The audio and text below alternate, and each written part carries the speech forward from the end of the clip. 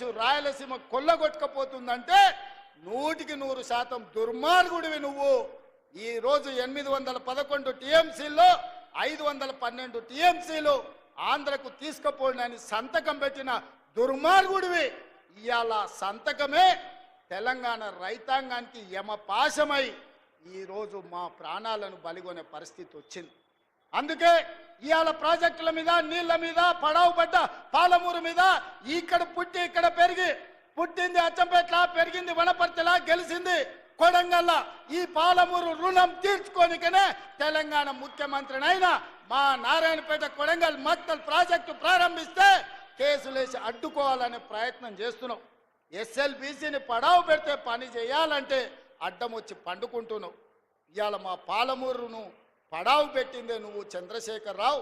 నిన్ను నమ్మినందుకు మమ్మల్ని నట్టేట ముంచినవు. వెనకటికి పెద్దలు చెప్పినట్టు నమ్మి నానబోస్తే పుచ్చి బుర్రెలేనని ఇవాళ చంద్రశేఖరరావు నమ్ముకున్నందుకు పాలమూరు జిల్లా ఎడారిగా మారింది. అందుకే మిత్రులారా, ఇవాళ మీరు ఒక్కసారి ఆలోచన చేయండి. 10 సంవత్సరాలు చంద్రశేఖరరావు ప్రభుత్వం, బీఆర్ఎస్ ప్రభుత్వమే ఉన్నది కదా.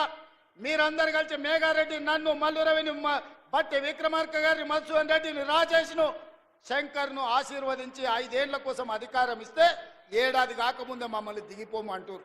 ఇది న్యాయమా? ఒక్కసారి ఆలోచన చేయండి.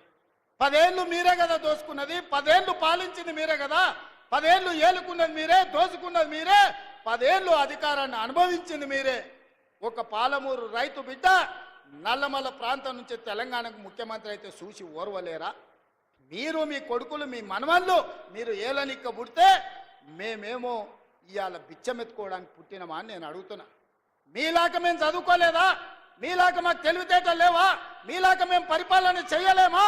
మా పాలమూరులకు శక్తి లేదా? ఈ దేశమే కాదు ఈ ప్రపంచాన్ని నడిపించగలిగిన శక్తి నా సోదరులకు, నా సోదరిమణులకు ఉంది. చంద్రశేఖరరావు, నువ్వు అనుకుంటున్నావేమో బిడ్డ పాలమూరోడు అమాయకుడని. మాది అమాయకత్వం కాదు, మాది మంచితనం. మా మంచితనాన్ని నువ్వు పరీక్ష పెడితే తిక్క రేగిందంటే డొక్కజించి డోలు కడతాం. మా సోదరుల సంగతి, మా జిల్లా సంగతి ఇంకా నువ్వు మొత్తం చూడలే. నువ్వు అనుకుంటున్నావేమో వీళ్ళ అమాయకులు అరికథలు చెప్పి నమ్మించవచ్చు అని. ఈ అరికథలు, పిట్టకథలు నడవవు చంద్రశేఖరరావు. చాలా మందిని చూసినాం. నల్లమలకు రా, ఒకసారి తెలుస్తుంది మా పౌరుషం ఏందో. నల్లమల అడవుల నుంచి దేశానికే నాయకత్వం వహించిన పటేల్ సుధాకర్ రెడ్డి మా పాలమూరు బిడ్డ, మర్చిపోకు. పౌరుషానికి, పోరాటానికి మా పండుగ సాయన్న మా పాలమూరు బిడ్డ, మర్చిపోకని నేను చెప్పదలుచుకున్నా.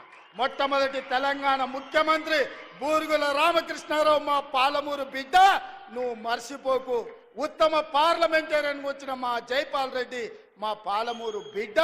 మా మహేంద్రనాథ్ నీతికి, నిజాయితీకి మరుపేరైన, ప్రపంచంలోనే నీతిమంతుడని చెప్తే గుర్తుపట్టే నాయకుడు మహేంద్రనాథ్ది పాలమూరు అన్న సంగతి మర్చిపోకు.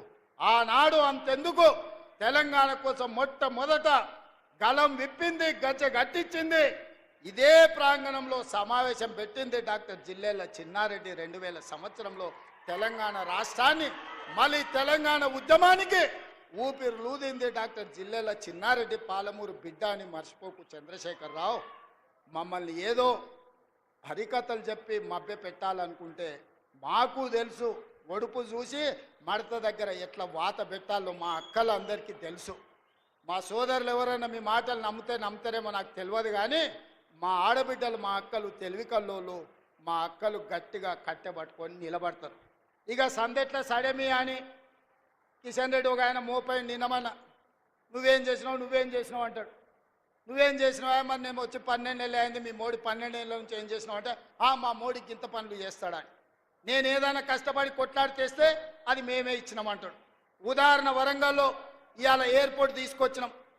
నానా తిప్పల పడి ఢిల్లీకి వెళ్ళి నేను కూర్చొని వచ్చిన. కానీ కిషన్ రెడ్డి అంటున్నాడు, లేదు ఆ ఎయిర్పోర్టు నేనే తెచ్చిన. మేమిచ్చిందే ఎయిర్పోర్టు మా మోడీ ఇచ్చిండు, నేను తెచ్చిన అంటున్నాడు. ఓకే, నాకేం అభ్యంతరం లేదు. మీడియా మిత్రులారా, మోడీ గారు ఇచ్చిండ్రు, కిషన్ రెడ్డి గారు తెచ్చిర్రు. అది నిజమైతే మెట్రో రాలేదు కదా, రాలేదంటే ఆపింది మోడే కదా. మూసి నది ప్రక్షాళనకు నిధులు రాలే కదా, ఆపింది మోడే కదా. ఆపమని చెప్పింది నువ్వే కదా. రీజనల్ రింగ్ రోడ్ ఉత్తర భాగం నేను తెచ్చినా అంటున్నావు కదా. దక్షిణ భాగం ఆగిపోయింది, ఆపింది నువ్వే కదా.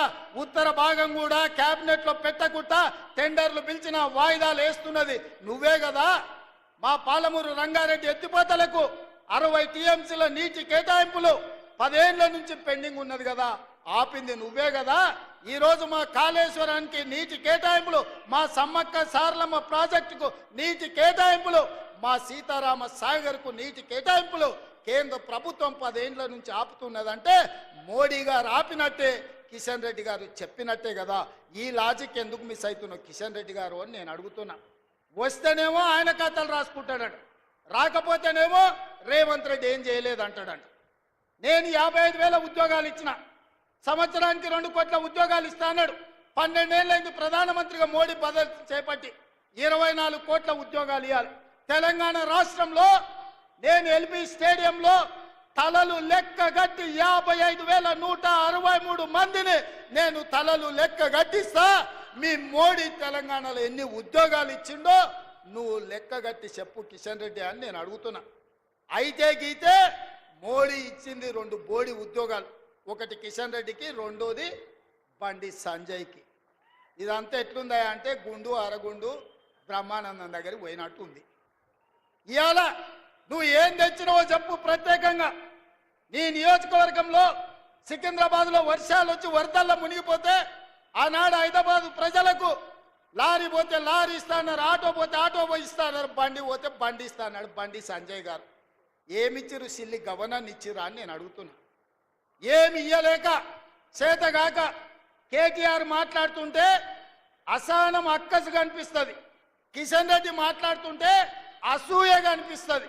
ఎందుకంటే ఆయన నేను జర ఒక దగ్గరనే పెరిగినాం కొంతకాలం. అరే నాకంటే ముందుగాల నాకంటే చిన్నోడు తెలంగాణకు ముద్రైండని